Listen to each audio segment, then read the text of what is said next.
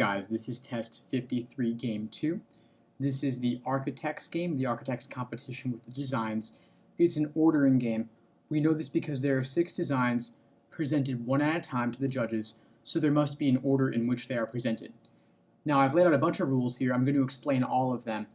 Typically ordering games are pretty easy, especially when it's a relative or a loose ordering game, with the variables simply being related to each other in before and after relationships. However, this one's a little bit tougher due to the second and third rule, so I'm going to walk through everything here. The first rule tells us M is before L but after P, giving us the general order P before M before L. Then they tell us G is before J or after L but not both. So if G is before J, then it cannot be after L, therefore it must be before L. And on the flip side, if G is after L, meaning L before G, then G cannot be before J, therefore it must be after J, giving us the 2 orders you see over here. And the other rule, V is before G or after P, but not both. So if V is before G, then V cannot be after P, therefore V must go before P. And if we go the other way, if V is after P, meaning P before V, then V cannot go before G, therefore V must go after G, giving us P and G before V. So this is how we got the 2 rules here on the side. What makes this game a bit tough is that we don't know which way it's going. It's ambiguous, so we can't create one big diagram connecting everything together, simply because we don't know which way things are going, whether it's this way or that way, or this way or that way. So I'm just going to leave it vague on the side here, and we'll put things into practice as we approach the question. So question number 6 is a general orientation question. We'll just take the rules one at a time and apply them to all 5 choices, looking for violations. So we know we have a general order PML, so let's look for violations of that. A is good on that. B has PLM, that's unacceptable, so P is gone. The other rules are all good except for E, which also has something other than the PML ordering.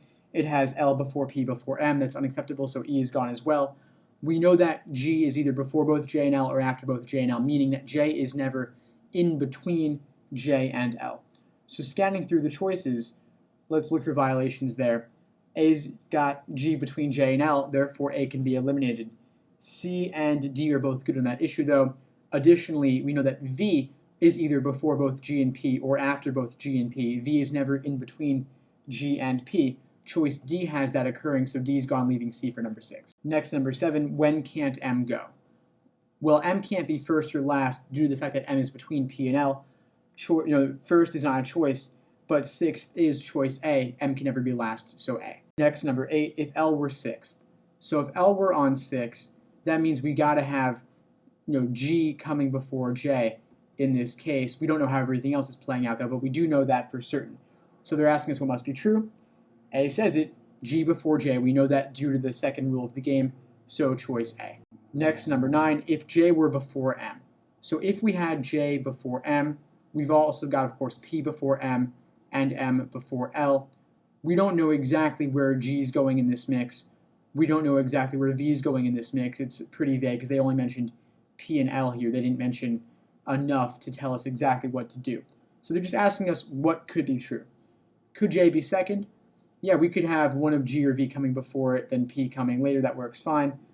P third, no reason to think that couldn't happen. P fourth, again, no particular reason to think it couldn't happen. But if we look at D, J fifth, that's clearly not going to work because we have to have both M and L coming after it, and there are only 6 things total, so that would make J, the latest J could ever be is 4th in this case, never 5th, so D is impossible, and is our answer for number 9. Next, number 10, what cannot ever be first?